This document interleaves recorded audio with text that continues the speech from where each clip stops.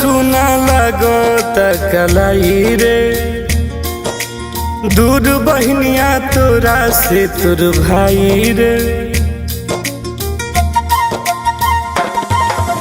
सुना सुना लगत कलाई रे, दूर बहनिया तोरा से तोर भाई रे।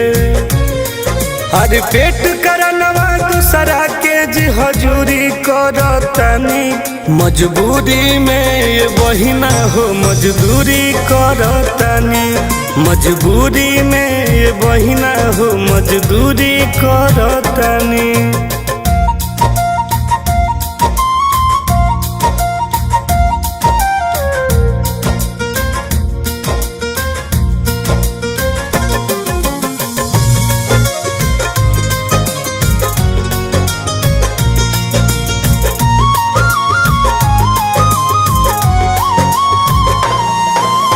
करे कलाई रखिया के इंतजार हो,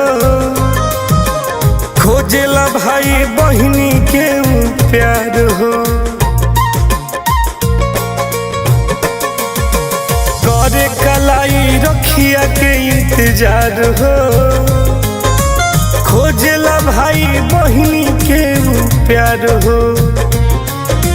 रखिया खाली देख के श्रद्धा पूरी करतनी, मजबूरी में ये बहिना हो मजदूरी करतनी। मजबूरी में ये बहिना हो मजदूरी करतनी।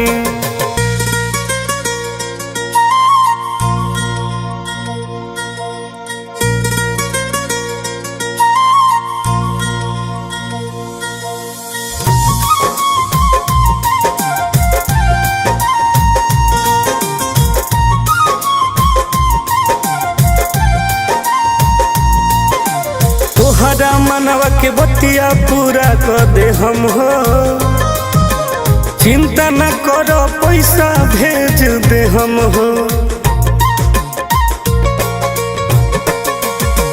तोहरा मनवा के बतिया पूरा कर दे हम हो, चिंता न करो पैसा हम भेज दे हम हो। शैलेश टुन टुन के दुख बुझना दूरी करतनी, मजबूरी में बहिनी हो मजदूरी करतनी। मजबूरी में बहिनी हो मजदूरी करतनी।